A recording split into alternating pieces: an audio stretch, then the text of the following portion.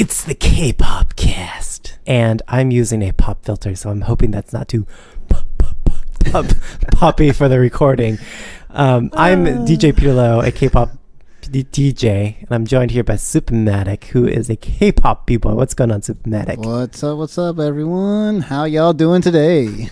And what do we have on the schedule today, Supermatic? We've got a jam-packed show for all the listeners today. We are going to be covering the Wonder Girls disbanding, as well as Red Velvet's hot new single, Rookie. Or should I say, Lookie? Lookie, whatever. So, Matt. Yes. Tell me, Matt, why are you so lonely? Well, I mean, it's just the irony of the Wonder Girls disbanding. They were so hot, but now they can't even be my baby, Yeah, I feel you. I mean, I have two different tiers to how I feel about this breakup. On one hand, it's great that the members who want to move on can, but on the other hand, it's the end of an era with a closure like this. Right? I'm assuming that JYP could have toured the girls for, money. Oh well, let's get into it after the break. K-pop DJ is mine. Put it back on DJ P though. Here we go. What's the thing you're obsessed with these days? K-pop. What is this, Korean pop music? The Korean wave? It's the K-wave, and it's washed over Asia for the last few years. It's the best thing you've ever seen. The girls' generation. A wave of supergroups with infectious hooks. I'm really impressed. I'm speechless, really. It's a global phenomenon.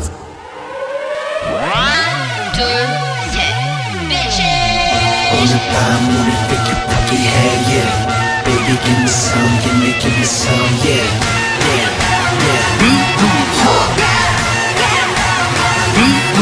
함께 나가던 밤과 함께 다 지나왔다면 누구 차례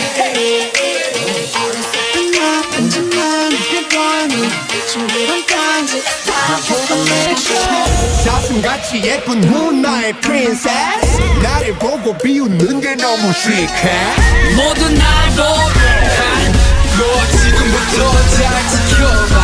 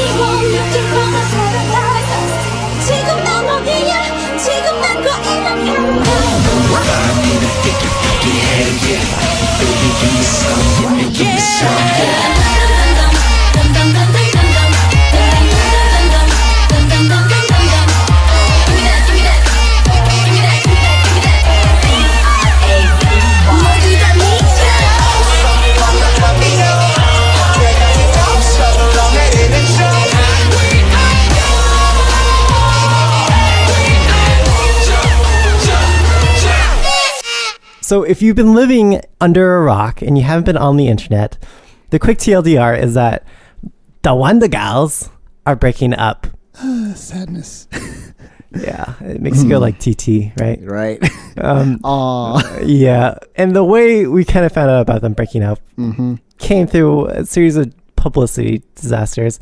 Fans noticed that the Wonder Girls' image from the JYP building was taken down. Yeah. A lot of people wondering what's going on. Papa JYP, and JYP is like, well, it's going through contract negotiations, shrug emoji, and we find out, so they decided to break up. And it's quite possible that was the real answer from JYP at the time, but come on, JYP, from me, a PR professional in the day job, that's never how you do it. You take it down after you make the announcement. You let people speculate as they did and change the narrative for how you want to go out with the news. So what do you think actually led to the breakup? I mean, obviously we have the official answer from JYP. What do you think, Supermatic? I mean, it's hard to really make an educated guess, and plus as a fan and an outsider, all we can really do is, as you said, speculate. Right. But I do remember reading on, I believe it was Reddit, or maybe it was one of the Naver articles, an actual K-pop news site, that the official statement put out, at least from one of the members, I don't remember if it was either Yubin or Yin, it was one of those two at least. Sure. What they said is that after a bunch of back and forth contract talks, the girls collectively just decided that after 10 long years, it was just about that time. It felt more right to put Wonder Girls on the shelf instead of trying to push forward and continue on, which I can understand. But at the same time, as a fan, that makes me sad because no more Wonder Girls. Yeah, I mean, we're going to enter into this untamed territory where we don't have a very clear definition of who's going to step up next. Yeah. Like, is it Twice can't do it? They're a very different brand. Yeah, they have their own thing. And Miss A is just a little too senior in, I think, their career, and too veteran. Yeah. And admittedly, like, even, like, we already know, so what is that? Bad Girl, Good Girl? Oh, yeah. That was going to be a Wonder Girl song that they just kind of stole from Miss A for them to launch. So that was the next closest brand affinity to the Wonder Girl. So right now, this is ripe, untamed territory for any other female K-pop group that wants to snatch up this brand and this niche. Not just under JYP, but just in general. I mean, it's hard for you and I to even think of any groups at all that could step up into that void, right? Right, yeah. But the girls are moving on. So Yeon, the only girl in the entire group, including Hyuna, who has stayed with the girls since the beginning. Like, she's literally the only one from beginning to end is moving on. And good for her. I mean, she's signing with another label, so more entertainment in her future.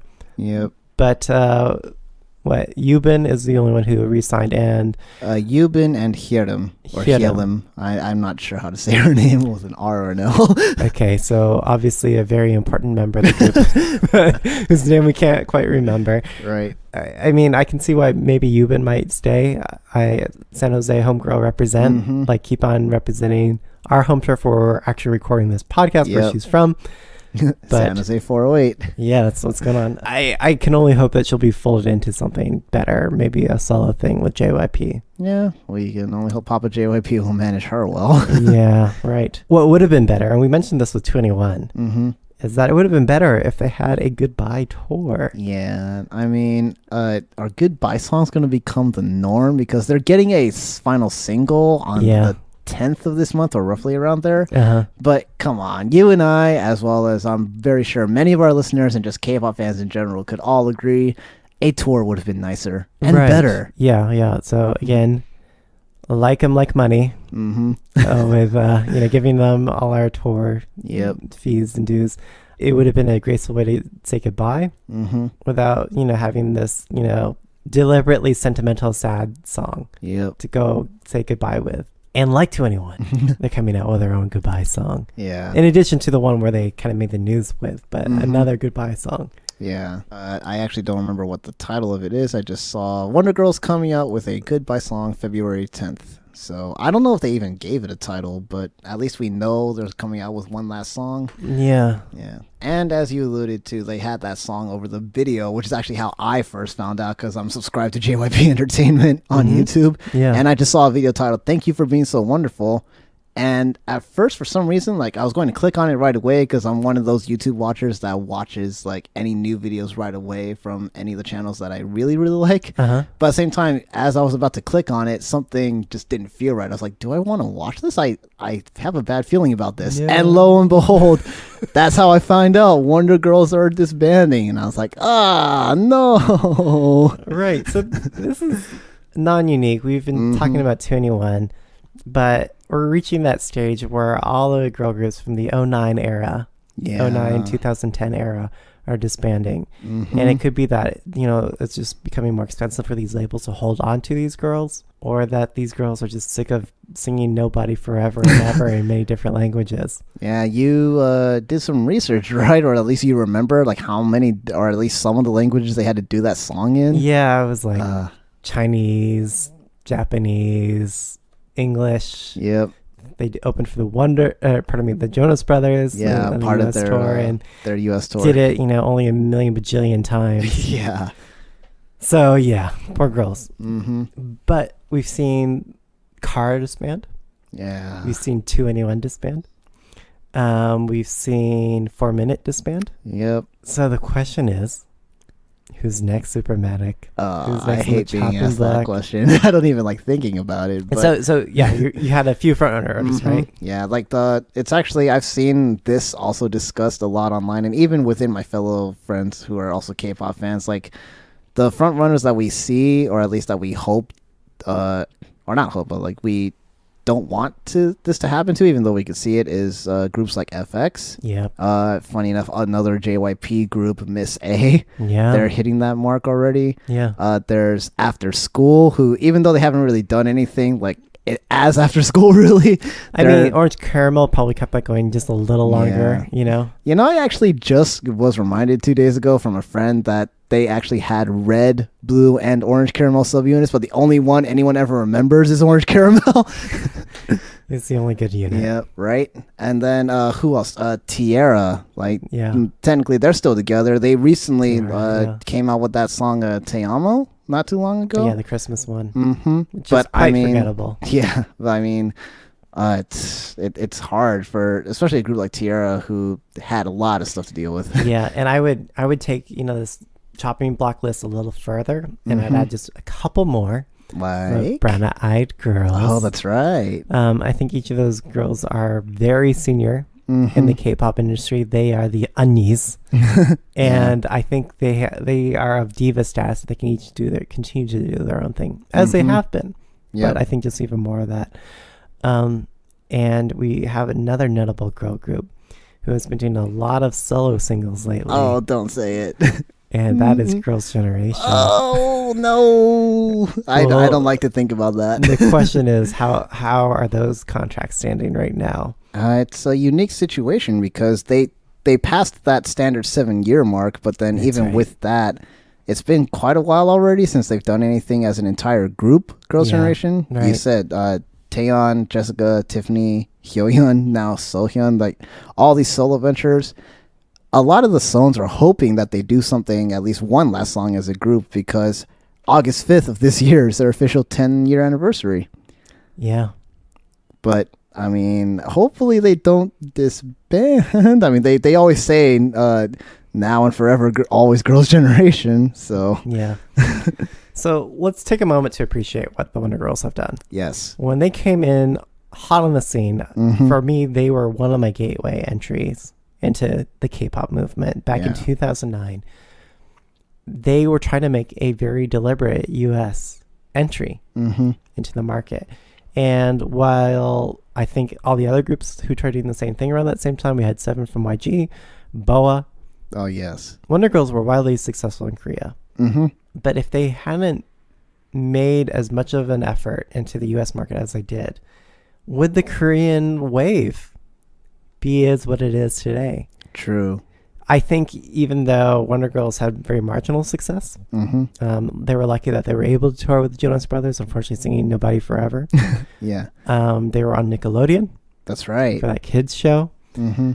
They probably weren't turning a very significant profit off of the U.S. effort. I appreciate at least what they did to evangelize the genre as a whole. Yeah. True. I mean, I'll admit, Nobody was probably the first song I heard from Wonder Girls, and that got me into them right away. I found out about their earlier hits, and I folled them. Nobody is right up there with G, by Girls' Generation. Probably maybe songs like Step from Kara, or just like just when Very you think iconic. of K-pop, you think of these certain songs, you think of certain groups, and Wonder Girls is definitely one of those groups. Yeah, it's really funny because earlier on in Fanime, around that time, we had a checklist for what we'd let DJs come in on. Oh, yeah. And we had a set list of songs that they had to be able to spin with. Yeah. And Nobody was one of those songs we made all the DJs. Not surprised. That's no longer the rule, but Yeah. that was just...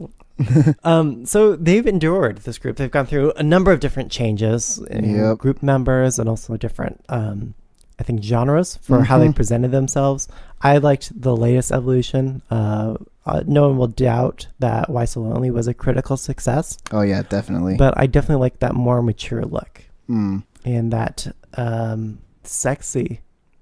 Basically, the grown-up Wonder Girls. Yeah, like this group that's been around for 10 years. Right, very confident. I think in themselves. Yeah, I think the Wonder Girls. Did you have any final thoughts on the Wonder Girls? Well, we talked about the video earlier, which is simply titled "Thank You for Being So Wonderful." Yeah. Likewise, as a wonderful myself, as a fan, and just as a K-pop fan overall, and a music fan, thank you back to the Wonder Girls for everything that you've done. I mean, like I said, when you think of K-pop, you think of the Wonder Girls. Yeah, at least you think they of, are one of the, like, you know, when you want to define the brand to someone, right? They are one of the first ones that come up on the list. Definitely. I mean, years from now, people are still probably going to play Nobody. Like, you as a DJ, like K-pop events, you're probably going to spin it and people will still know the dance. I think They'll know all what's the probably going words. to be more popular, I haven't played Nobody, admittedly, for a few years. Yeah. Because I think everyone was sick of that song. It's songs like this that the American Western or K-pop fans seem to really like. Yeah. Yeah. But maybe that nostalgia factor now that they're disbanding. Maybe. We'll see. I mean, it's so funny because you say that, like, as a DJ, you'll notice songs that were popular long ago, you know, people don't want to listen to now for throwbacks. But really cheesy ass songs like Everybody, you know, like Backstreet Boys songs like that everyone hated back in the 90s or late 2000s or early 2000s, late 90s. Yep. Is popular now. Oh, yeah, for sure. Like, people want to hear that stuff in the clubs, but remember back in the late 90s, early 2000s, no one wanted that stuff. Not in the clubs. Yep. So it's a generational thing. So maybe I think, but I already want to say the people who grew up with Wonder Girls are already of that age. Yeah, true. Yeah, and the latest group of kids coming into the K-pop scene now, they don't even know the Wonder Girls. Yeah. Outside of Why So Lonely, but yeah. Yeah. But on a more positive note, I mean, at least you can't deny the legacy that the Wonder Girls have left on K-pop. They've left their mark behind, definitely. And those of us who were fortunate enough to experience them as part of our K-pop fandom will always remember them. Thank you, Wonder Girls. Thank you, Yuban, for representing cinema. Yep. And we'll follow you guys to see what's next. I know Hyuna, you know, starting her career at Wonder Girls. Yep. That worked out well for her.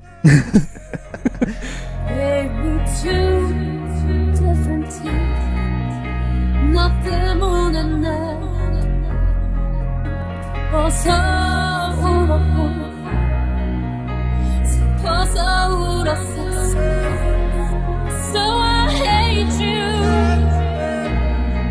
So I love you. So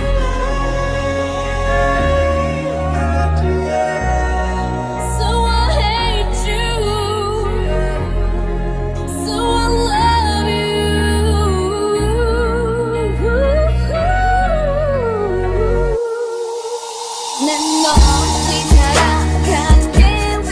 So it's Daebak or Not, our weekly recurring segment where we take a look at the latest releases and we rate them.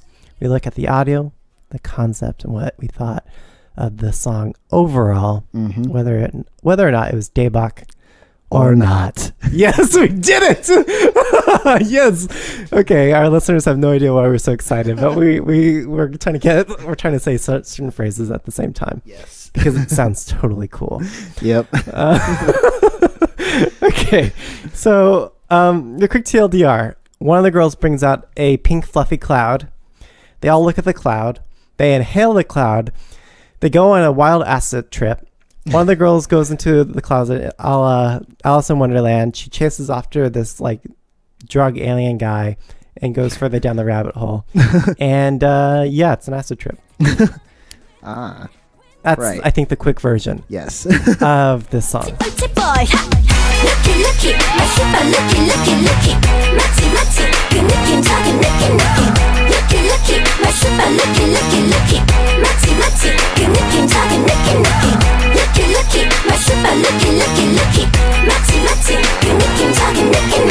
So you were saying that you're familiar, so you know something, a thing or two about K-pop. Yes. Right. But this caught you off guard. Yes. Just okay. By K-pop standards, and even by what I've come to expect from Red Velvet, by like Red Velvet standards, and even by SM standards. Right. I watched this video like not once, but twice today because it just came out, and I knew that we were going to do it for this, and it still really caught me off guard. Like, even for what has come to be expected of K-pop in general, I still found it really random. Yeah, indeed. When we saw Russian roulette, I mean, at the time we were calling it Carry Pamyu Pamyu. Yeah. J-pop style. I think this was also very similar to it. It kind of even reminded me of another Pamyu Pamyu single in terms of how colorful it was, all the fuzzy, fabrics in it. Yeah.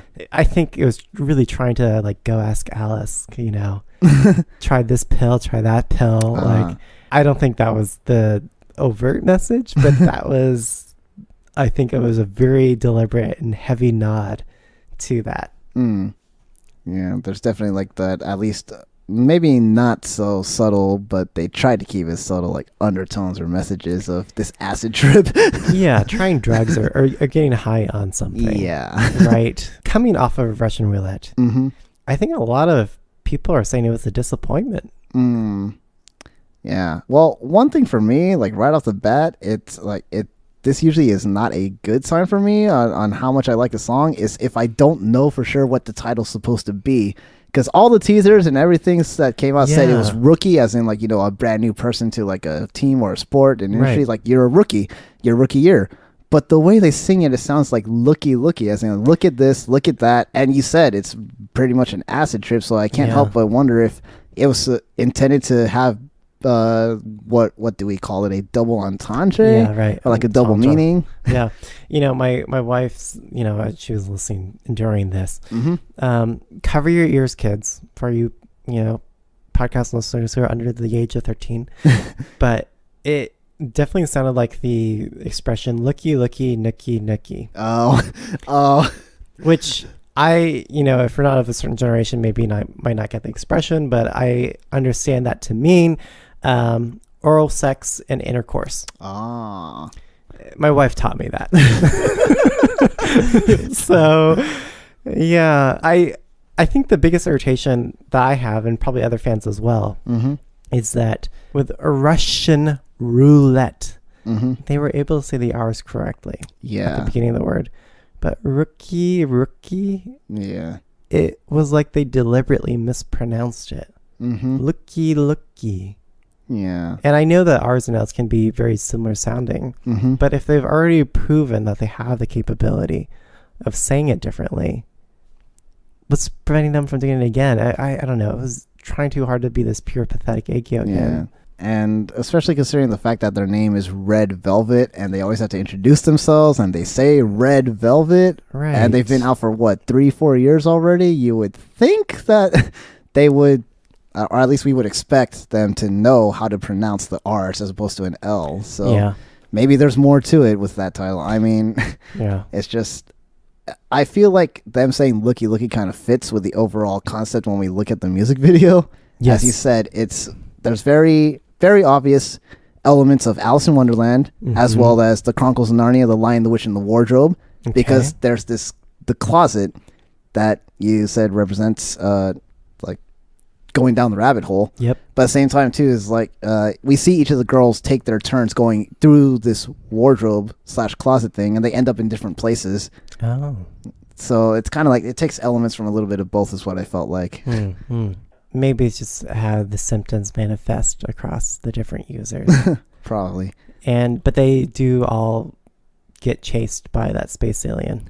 Yeah, that weird guy who's like he seems to be made up of flowers, it looked like to me. Like just this mysterious flower petal alien man. Right. It kind of reminds me of something out of this reference is probably going to be lost on a lot of people, but the puppets from Utada Hikaru's Traveling. Oh, I actually know what you're talking about. Then again, it's probably because I'm an Utada fan. Yeah, so for those of you know, obviously that's the most clear connection, at least for me. And Carrie Pamyu's Fashion Monster. Yeah, that too. And if you don't know J-pop, I'm sorry, I can't find another better comparison. It's like a puppet with many different colored things stitched onto him. To be honest, it's something I would like if I had to find a Western equivalent. It's what I would expect to come up in a Lady Gaga video, probably. Yeah, right. So for me, in terms of the song, again, disappointment. I think it wasn't as catchy, at least for me. Yeah. I want to highlight one of the comments from a guest on Twitter. So Shim Mixes, Joss of Shim Mixes. Yes. What's up? Yeah. I follow your mashups on your channel on YouTube. So Josh, who actually made one of the intro for our podcast. Oh, He was talking about the song, and what he said is that he loved Rookie way more than Russian Roulette, which I thought was really interesting. And his reasoning for this was that Rookie sounds underwhelming to others because there's a lot more rapping than singing. Which, in his opinion isn't a bad thing. It gives Irene, Joy, and Yuri more lines than compared with previous tracks. Oh, that's a good point. He admits that Russian Roulette is a lot more melodic in a sense, but he likes Rookie better because the arrangement is a lot more organic. Oh, interesting. So, yeah, I thought that was just, a really good thought, at least coming from him. So, shout out to Shim Mixes on giving that perspective. Again, we're trying to present a wide variety of perspectives here on any one of these singles. So while I might not be feeling it, I mean, people like Shim Mixes, Josh at Shim Mixes is clearly feeling it. Mm-hmm. Did you have other further thoughts on the song? Well, there was just one person who actually responded to our Facebook post on the that's Bay right. Area K-pop. What's up, Taylor? How you doing? Yeah, what's going on, Taylor? Yeah, he said that the song from Red Velvet Rookie reminded him a little bit of that song from the 80s, which was Mickey. Like, oh, Mickey, you're so fine, you blow my mind. Hey, Mickey, that. Which I could kind of see. It might just be because of the retro pop style that Red Velvet seems to be going for these days. And the music video is really strange. Taylor also felt like the very strong imagery of Alice in Wonderland and Lion the Witch in the Wardrobe. So he and I were kind of on the same wavelength there. Yeah. For me, in terms of the song quality, I mean, I'm a little let down too because I do like Red Velvet. They're one of those groups that like I always try to give a chance because I don't necessarily hate them, but like they're not one of my like super groups either. Right. But whenever they come out with something new, I look forward to it because I like them. I like Ice Cream Cake. I really liked Dum Dum. Yep. Russian Roulette was good. Not great, but still good in my book. This one was underwhelming to me. Like, nothing really stood out to me. Like, sonically, like, nothing about the song. Like, the only part of the song that I vividly remember is just that chorus, which I find kind of silly, which is Looky Looky. Yeah. I want to highlight one other comment. So, other podcaster, Tina Zhu of the K-Stop podcast. Hey. Even Tina Zhu is saying that, watching a Red Velvet music video is like 5 most hated things that she has to do. And she already knows that she's going to hate it. Like, she comments that she would rather have her wisdom teeth reinserted and repulled than F with Red Velvet. Oh my God. So, obviously very polarizing reactions here. But to your point, Matt, like, they're Red Velvet. They're of their notoriety where they can put out anything and we're all going to listen to it. Yeah, that's true. And at the time of this recording, like it came out this morning, we were originally going to review another song for this episode today. But then when Red Velvet came out, we're like, drop everything. Yep. We're going to review this for the show instead because it's Red Velvet. Yep. And it came out this morning, so it's like, we're going to do it. And just as of this morning, it's over 2 million views at this point. Yeah. Which shows you they have real momentum. Like, they definitely have their fans. I mean, I could see it. Like, again, as I said, I'm not an anti against Red Velvet. Like, I wait for their new releases because, like I said, I want to see, is it another good song like what I've enjoyed? Right. And after like consistent 3 in a row, which was, as I said, Ice Cream Cake, Dum Dum, and then Russian Roulette, this one is just like meh, honestly. Like, I wish I could remember this song. Then again, I've only listened to it twice because I only watched the music video twice. Maybe I have to listen to it more. Yep. But I'm already getting vibes like this is going to be a forgettable song for me. Yep. Okay. Shall we go to the score? Sure. Let's do it. Okay, so for the audio, what would you give it, Supermatic? 1 being lowest, 5 being highest. Yeah. I feel kind of bad giving this low a score to Red Velvet, but I'm actually giving it a 2. Just because of how forgettable it is to me, and especially when I have to compare it, like I said, to other Red Velvet songs I really enjoyed. Yeah. So I was originally going to give it something closer to those lines, but I listened to this song all day today, and I was really trying hard to see it from all the different angles, and it's starting to grow on me. Is it? In the same way that, like, at first I freaking hated this song, but it's quirky. It's very uniquely quirky, and I like it. So I'm going to give it a run of the mill 3. But it's not great. I mean, it hasn't gotten to me at that point, but I think it's pretty cool. And what do you think of the concept? With it being Red Velvet, I'm not too surprised they kind of went in this direction or this kind of direction, because I did want to make one note is that we talked about how majority of the music video, I mean, it starts off really weird. They're in their bedroom. As you said, there's this pink wisp cloud thing that they all inhale. Well, the drug dealer girl, the girl with the hookup, shows it to everyone like, hey guys, check what I found. And then they all inhale it. And then they go on this acid trip where they're very clearly Alice in Wonderland, as well as like the Chronicles of Narnia. Yep. But then it's kind of funny because towards the end of the video, it's like we see them all of a sudden shift to like there's one part where they're wearing these see-through skirts over their black shorts, and it's like kind of 80s, because like I saw that and the first word that popped into my head was tubular. I don't know why, but that's just what it was when I saw those outfits. And then they shift to what I thought was like making reference to the Jetsons when they're all in those like their own personal spaceships, their little UFOs, and they're flying around. I don't know if that was a deliberate not to Jetson. Well, that's what it reminded me of. Like that's what I thought of. It's like we've gone from Alice in Wonderland to the Jetsons. Okay, and then towards the end of the video, they're on a stage with that weird flower petal alien guy, whatever. And then, like, as soon as the song ends and the music video ends, we see them, like, and cut. They all take a bow. It's kind of like, they make it very clear that this was all shot in one soundstage. So I couldn't help but kind of wonder is if, like, was this SM and Red Velvet with another little subtle thing they're doing where they're kind of poking fun at themselves because of how random their videos are? Yeah, that is interesting. Don't forget that this music video starts off with a hand puppet, clicking them in, it's like and cue scene. Yeah, and they use it to, I think it was credit either the producer or the music director, but it seems pretty meta to me. Like for those who don't, like trying to break the fourth wall. Yeah, like breaking the fourth wall is like they're very self-aware and like they know what they're doing throughout this music video and song. So I'm kind of wondering, like, was this really? Oh man, this is like mind blowing. Like, yes, because this is unraveling new layers, which forces you to listen to the song again and again, making you like the song even more. Or maybe they're trying to get us to rack up the YouTube views because we just have to see this randomness for ourselves. Right. Man, English teachers should assign this one. It could be that, like, just taking the substance brings them to a new plane of understanding reality and recognizing that they're in nothing but a soundstage.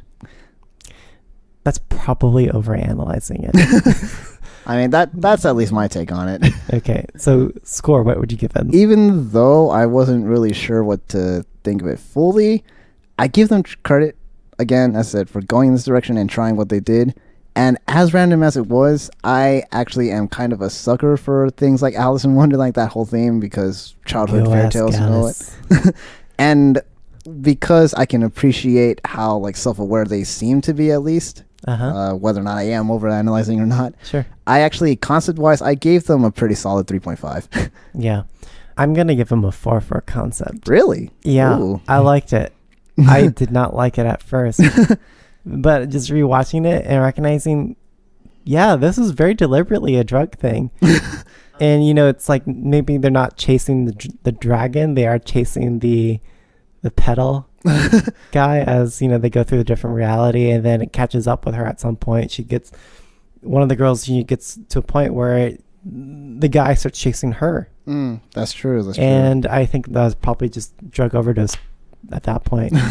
But I like how colorful it is, how the dynamic the sets were. True. The first time I was watching, I'm like, where's the dancing? Then I rewatched, I'm like, oh, there's actually some pretty good, very unique dancing in terms of the style that they adopt for this. I actually am curious to see the choreography or dance version of this. You can see some of it in this music video, but I mean, that will be interesting to see, and it'll be cool to see other K-pop dance groups cover it as well. So I actually applaud this one highly. I vehemently hated the song at first, but it's like, I mean, forcing myself to critically look at it, like, this is a fun joyride to look at and go through. So Starship Jefferson, go ask Alice.